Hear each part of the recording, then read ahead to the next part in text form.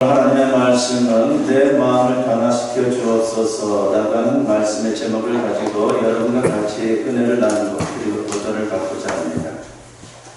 우리가 언발에 오줌 눕기라고 하는 말을 너무나 잘 알죠.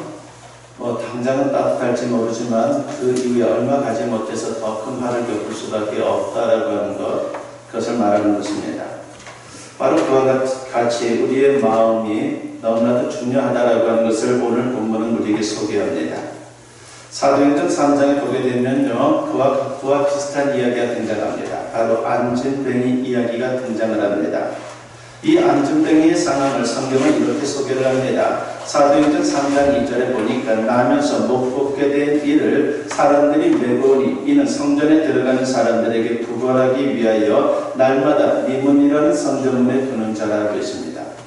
성경에 나와 있는 대로 그는 선천성 장애인으로서 평생 남의 도움으로 살아가는 그런 사람입니다. 긴 병에 효자 없다고 가정이나 친구들도 하나둘 떠나고 이제는 더 이상 그를 직접 보살펴주는 사람이 없을 정도로 그의 상황은 너무 딱한 상황이 되고 말았습니다. 그래도 목구멍이 포도청이라도 구걸이라도 해야 먹고 살 수 있는 그런 상황 속에서 그는 할 수 없이 움직여야 되는 그런 상황에 놓이고 있습니다. 그래서 매일 지나가는 사람들에게 자신을 데려다 달라고 그렇게 간청을 해서 성전 문 앞으로 가는 것이 그의 일상입니다. 여기서 나오는 미문이라고 하는 것은요, 예루살렘 성전의 여러 문들 중 하나로서 동쪽에 위치한 아름다운 물입니다. 그래서 미문이라고 부르는 겁니다. 우리식으로 말하면 동대문이죠. 그는 미문 앞에 있다가 성전을 출입하는 사람들에게 구걸을 했습니다. 그는 아마도 별다른 소원이 없었을 것입니다. 그저 입에 풀칠만 해도 다행이다라고 생각하면서 하루하루 사는 그런 인생이었습니다. 하루하루 돈 몇 푼의 인생을 거는 죽지 못해 사는 불쌍한 인생이죠. 그저 먹고 사는 현실적, 육신적 문제만 겨우 해결하려고 하는 작은 소원을 갖고 사는 그런 존재입니다. 그 외에는 아무 의미도 즐거움도 없이 죽음을 향해 한 걸음 한 걸음 다가가는 그의 모습, 참으로 너무나도 안타까운 모습입니다. 이 모습은 어쩌면 많은 사람들이 살아가는 모습인지도 모릅니다. 그들은 그저 눈앞의 현실에서 하루하루 먹고 사는 문제에 매달릴 뿐입니다. 오직 육신의 문제만 관심이 있습니다. 극단적인 비유입니다만 이런 인생은 마치 시한폭탄과도 같습니다. 겉보기에 멀쩡하지만 그 안에서 시계 바늘이 찰칵찰칵 달려가고 있습니다. 그러다가 어느 순간 시계 바늘이 멈추고 뻥 하고 터지는 겁니다. 이들에게 가장 시급한 것은 무엇입니까? 속히 시계 바늘을 멈추는 겁니다. 그 흐름을 바꾸는 겁니다. 안전병의 거인이 정말 불쌍한 것은 육신의 장애나 물질적 가난 때문만은 아닙니다. 인생의 근본 문제를 해결하지 못하고 일시적인 소원만을 위해 살아가는 그 모습이 문제인 것이고 안타까운 것입니다. 오늘 우리 주변에도 이런 분들이 얼마나 많습니까? 눈앞의 현실적 문제만 매달려서 하루하루 근근히 살다가 영원히 죽을 수밖에 없는 군상입니다. 혹시 우리도 그런 가운데 있지는 않은지 내 자신을 한번 점검해 볼 필요가 있습니다. 그 자리에서 일어나야 합니다. 그러므로 인생의 근원이 되는 문제를 해결하는 지혜를 배우는 것이 너무나도 중요합니다. 오늘 말씀의 주제가 그래서 바로 그와 관련된 주제를 말씀드리고자 하는 겁니다. 아무쪼록 오늘 말씀을 통해서 인생의 근원을 해결함으로써 형통한 인생 그리고 아름다운 인생을 살아가는 우리 모두가 되었으면 합니다. 오늘 본문을 보게 되면요, 엘리야 선지자의 후계자가 된 엘리사가 행한 첫 번째 이적이 나옵니다. 척박한 죽음의 땅을 비옥한 생명의 땅으로 변화시킨 사건이 소개되고 있습니다. 겉에 보이는 땅이 문제가 아니라 오늘 본문을 보니까 그 속에 있는 물, 그 중에서도 물 근원이 얼마나 중요한지를 우리에게 보여줍니다. 본문 19절 말씀에 보면 그 성읍, 즉 여리고 성읍을 말하는 것이죠. 그 성읍 사람들이 엘리사에게 말하되 우리 주인께서 보시는 바와 같이 이 성읍의 위치는 좋으나 물이 나쁨으로 토산이 익지 못하고 떨어지나이다라고 했습니다. 엘리사가 여리고에 머물고 있을 때에 그 성읍 사람들이 엘리사를 찾아온 겁니다. 우리 주인이라고 하는 호칭을 통해서 그들이 엘리사를 선지자로 인정하고 있는 상태라고 하는 것을 알 수가 있습니다. 그들은 여리고의 고질적인 문제를 해결해 달라고 간청합니다. 여리고가 외관상으로는 너무도 좋은데 수질이 나쁘다는 겁니다. 물이 문제가 있다는 것이죠.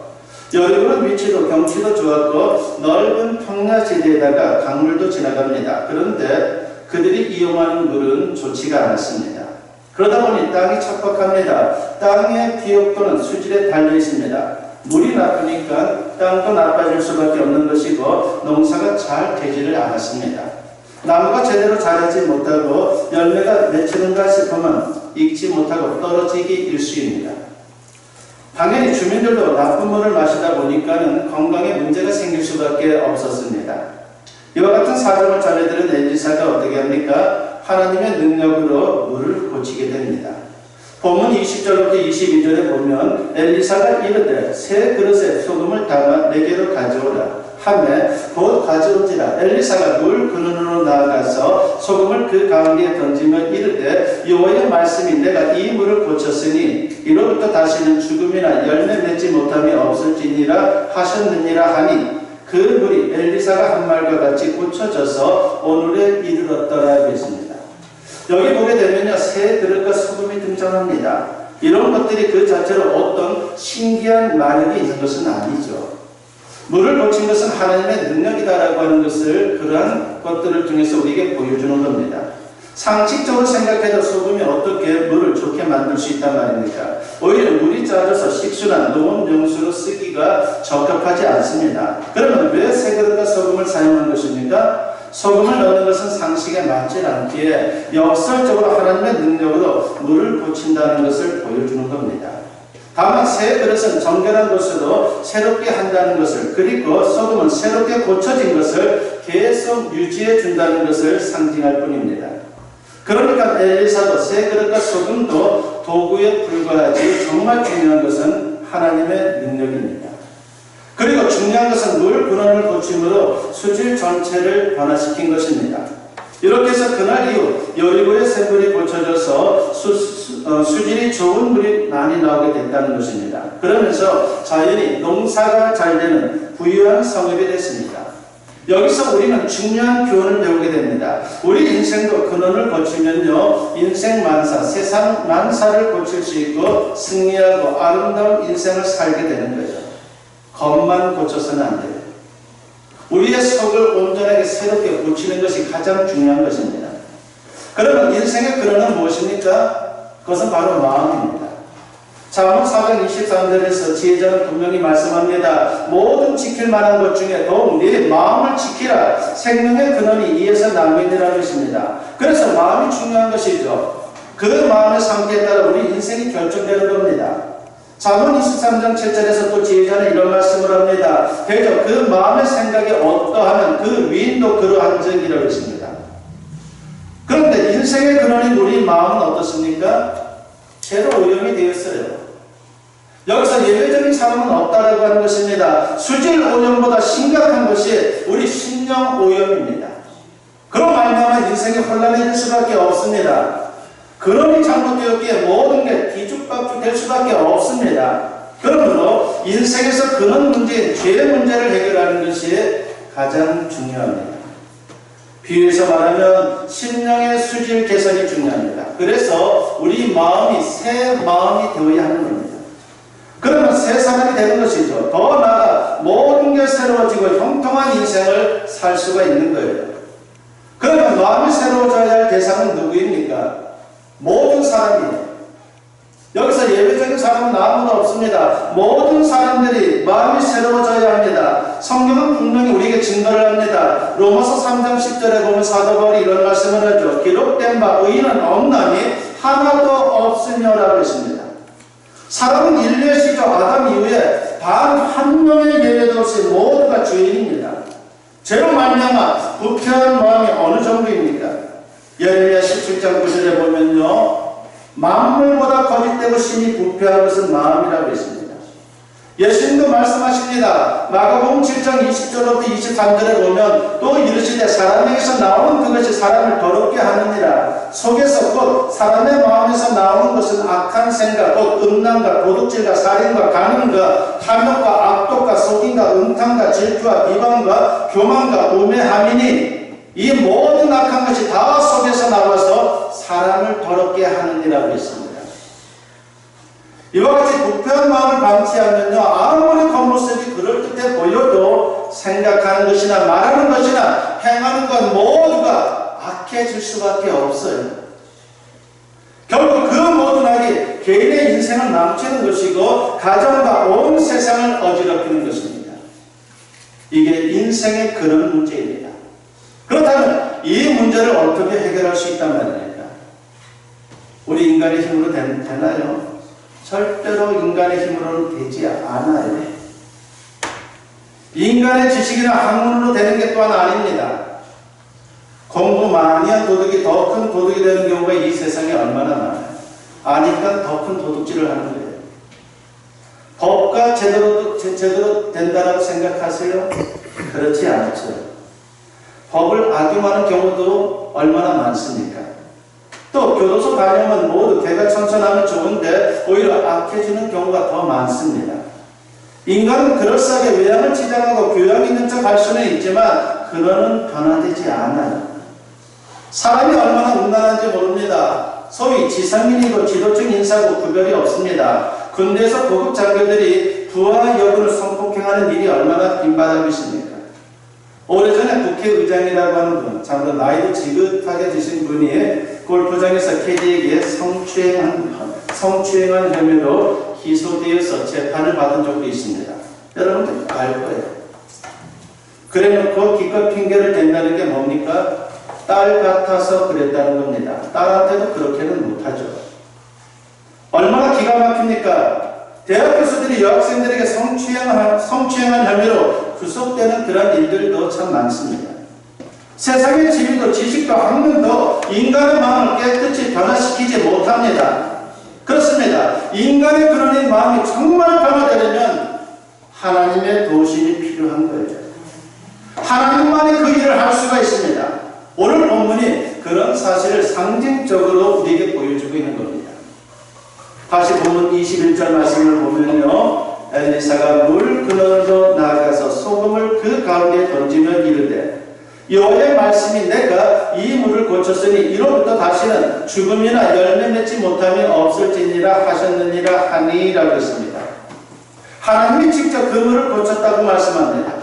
하나님께서 물 근원을 고치니까 수질이 개선되고 토질이 변화되어서 생명의 역사가 거기에 나타났다는 겁니다. 이와 같이 오직 하나님의 능력으로 마음이 새롭게 변화될 수 있다는 것을 우리는 잊어서는 안 됩니다. 여러분, 우리가 성경에 보게 되면요, 이와 비슷한 사건을 또 하나 보게 되죠. 바로 출애굽한 이스라엘 백성들이 광야를 지나면서 목이 말라서 점점 긍긍하는데 물을 발견했어요. 얼마나 기뻤는지 모릅니다. 너무 반가워서 물을 급하게 마셨는데 얼마나 쓴지 도저히 마실 수가 없었습니다. 백성들이 아우성칩니다. 그래서 모세가 하나님께 간구하니까 하나님께서 비방을 가르쳐 줍니다. 출애굽기 15장 25절에 보니까 모세가 여호와께 부르짖었더니 여호와께서 그에게 한 나무를 가리키시니 그가 물을 던지니 물이 달게 되었더라고 했습니다. 여기서 한 나무는 예수 그리스도의 십자가를 예표하는 것이죠. 쓴 물이 한 나무로 단물이 된 것처럼 죄로 오염된 인간의 마음이 십자가의 능력으로 깨끗해진다는 것입니다. 마음의 독성이 제거되는 겁니다. 요한일서 1장 7절 하반절에 보면 그 아들 예수의 피가 우리를 모든 죄에서 깨끗하게 하실 것이요 라고 했습니다. 나의 죄를 대신해서 십자가에 못 박혀 죽으신 대속의 피를 믿을 때에 주님 안에서 우리가 속죄의 은혜를 입게 되는 것입니다. 이처럼 십자가의 피로 속죄받은 사람의 마음에는 자연스럽게 성령이 내주하십니다. 그러면 어떤 일이 생깁니까? 요한복음 4장 14절에 보니까 내가 주는 물을 마시는 자는 영원히 목마르지 아니하리니 내가 주는 물은 그 속에서 영생하도록 솟아나는 샘물이 되리라고 했습니다. 마음 깊은 곳에 영생의 샘물이 솟아난다고 했습니다. 이렇게 되면요, 죄로 오염된 마음이 새 마음으로 변화가 되는 겁니다. 에베소서 4장 22절부터 24절 말씀에 보면 이런 말씀이 나오죠. 너희는 유혹의 욕심을 따라 썩어져가는 구습을 따르는 옛사람을 벗어버리고 오직 너희의 심령이 새롭게 되어 하나님을 따라 의와 진리의 거룩함으로 지으심을 받은 새 사람을 입으라고 했습니다. 죄로 오염되었던, 그래서 죄에 이끌려 살았던 옛 자가 이제는 성령의 능력에 이끌려 새롭게 변화된 새 자가 된다는 겁니다. 그러면 인생 전반의 생명의 역사가 나타나는 겁니다. 수질이 개선되어 토질이 좋아짐으로 수목이 무성해지고 열매가 풍성해지는 것처럼 우리의 삶 속에 좋은 변화들이 나타나는 겁니다. 이게 바로 성경적인 형통의 원리예요. 무조건 내가 기도하는 대로 물질이 산더미처럼 쌓이고 엄청난 권력을 갖게 되고 하는 것이 형통의 원리가 아니에요. 우리 마음이 변화되지 않으면요, 그 모든 세상 것들은요, 나를 짓누르는 엄청난 재앙이 될 수밖에 없습니다. 요한 3서 2절에 보면 이런 말씀이 나오죠. 사랑하는 자여, 내 영혼이 잘된 같이 내가 범사에 잘되고 강건하기를 내가 간구하노라고 했습니다. 영혼이 변화되면 범사에 변화가 생기고 육신에도 변화가 생기는 겁니다. 그래서 범사가 잘되고 강건해지는 축복의 역사가 자연스럽게 우리의 삶 속에 나타나는 겁니다.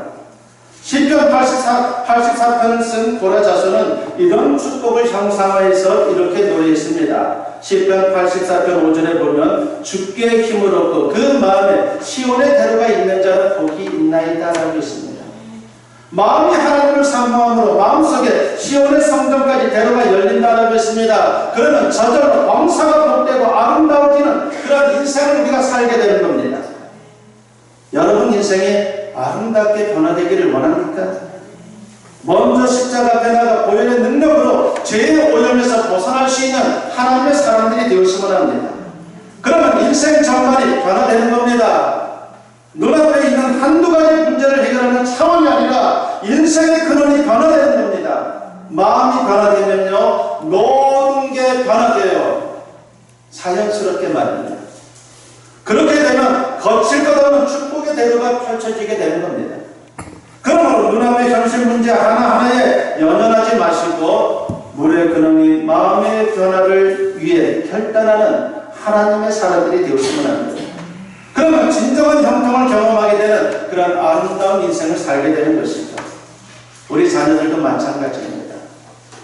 자녀들을 키우면서 모두가 공부할 때는 공부 입에 달고 살지 않습니까? 물론 공부가 얼마나 중요합니까? 배워야 되는 것이죠. 너무나도 중요합니다. 그러나 우선순위가 있다는 것을 잊지 마십시오. 마음이 먼저 변화되면요, 자기가 알아서 공부합니다. 동기가 부여되는 것이죠. 이 동기가 부여되지 않으면요, 절대로 억만금을 갖다 쏟아부어도 되지 않아요. 그것이 공부의 원리입니다. 그렇기 때문에 우리가 마음이 변화되는 것이 우리 자녀들에게도 너무나도 소중한 것입니다. 그렇게 되면 꿈이 생깁니다. 이게 근원입니다. 이와 같은 근원의 변화는 개개인 인생의 변화에서 그치는 것이 아니라 우리 가정이, 우리가 사는 사회가, 그리고 우리 민족과 나라가, 더 나아가 온 세상이 정말 복된 모습으로 변화가 되는 겁니다. 이게 바로 십자가 복음의 능력이요, 성령의 능력입니다. 감리교를 시작하신 분이 있죠. 바로 요한 웨슬레라고도 불리고 존 웨슬레라고도 불리는 그런 분. 이분은 옥스퍼드대를 졸업한 엘리트였고 1735년에 미국 조지아에 선교사로 떠날 정도로 신앙의 열심을 가진 분입니다. 그러나 하나님의 임재를 생생히 체험한 적은 없어요. 그러니까 단지 지식적으로만 그렇게 하나님을 알고 있는 분입니다. 그러면서도 참으로 내가 주님을 위해 살겠다라고 인간적인 어떤 결단을 내리고 그렇게 이제 조지아로 선교를 떠나게 됩니다. 그가 대선을 항해하던 중에 특별한 경험을 하게 됩니다. 그 당시에는 비행기가 없었어요. 모두가 영국에서 미국을 가려면 다 배를 이용하는 것이죠. 그런데 항해 도중에 엄청난 폭풍을 만나게 되면서 공포 가운데 떨고 있는데 저쪽에 보니까 일단의 모라비안 교도들이 편안한 모습으로 찬송하며 기도를 드리고 있는 거예요. 두려움이 전혀 없는 겁니다. 다행히 폭풍이 물러갔는데 그 후에 그들에게 다가가서 폭풍 중에 당신들은 두렵지 않았습니까? 라고 그렇게 묻습니다. 그러자 그들은 하나님이 함께 하시는데 뭐가 두렵느냐라고 오히려 반문하는 겁니다. 그 대답을 들은 웨슬레는 충격을 받았지만 당장 큰 변화를 받지도 못했습니다. 그로부터 미국에 도착해서 2년 동안 미국 조지아주에서 선교 활동을 했지만은 실패하고 말았습니다. 결국은 상실감을 가지고 영국으로 돌아오게 됩니다. 귀국 후에 방황의 시간을 보냈는데 1738년 어느 저녁 한 교회에서 무명의 목사님이 읽어준 루터의 로마서 서문을 듣다가 살아계신 하나님의 임재를 극적으로 체험하고 회심하게 됩니다. 그래서 주님 앞에 자신의 죄를 다 쏟아놓고 주님을 새롭게 모시는, 그래서 새 마음을 갖는 그런 변화의 역사가 거기서 나타났습니다. 그러면서 그는 담대한 믿음으로 변화되었고 복음을 전파하며 선교운동을 전개함으로써 영국 사회의 변혁을 주도하는 아주 귀한 분이 되었습니다. 당시 영국은 어떤 사회였습니까? 이 웨슬레 목사님이 있던 이 당시 영국은 18세기 산업혁명이라고 하는 것을 겪으면서 물질적으로는 풍요로운 사회가 되었지만 도덕적으로는 타락한 그런 사회였어요. 돈은 많은데 너무나도 심각할 정도로 인권이라고는 아무것도 없었고 그리고 타락의 극치를 달리는 그런 모습만 있었습니다. 그런데 바로 이 요한 웨슬레 목사님이 그 세상을, 그런 타락한 세상을 변화시키기 시작합니다. 웨슬리가 벌인 선교운동을 다른 말로 표현하면 그래서 사람들은 말할 때에 새 마음 운동이다라고 그렇게 부릅니다. 마음의 근원을 변화시킴으로써 사회를 변혁한 모범적인 사례가 된 것이죠. 억만 돈을 갖다 쏟아붓는다고 해서 세상이 바뀌는 것은 아닌데 참으로 사람들의 마음을 변화시키는 운동을 하니까 그들이 변화되면서 사람은 다 소중하구나 라고 하는 것을 깨닫게 되면서 참으로 사람 살만한 그런 세상이 되는 거예요. 웨슬레 목사님이 있을 이 당시에 어느 정도 인권이 참으로 무시됐냐면요, 10대 초반의 아이들이 탄광에 들어가서 탄핵했어요. 그런데도 사람들은 그것을 잘못된 것이다라고 생각하지 않았습니다. 그들은 그렇게 탄캐다가 탄광에 사고가 나면 죽어도 괜찮다라고 사람들은 생각했어요. 그런데 요한 웨슬레 목사님을 통해서 그것은 아니다라고 하는 것이 참으로 그들이 깨닫게 되었고, 그러면서 사람은 다 소중하다라고 하는 그런 분위기를 통해서 영국 사회가 변화된 것입니다.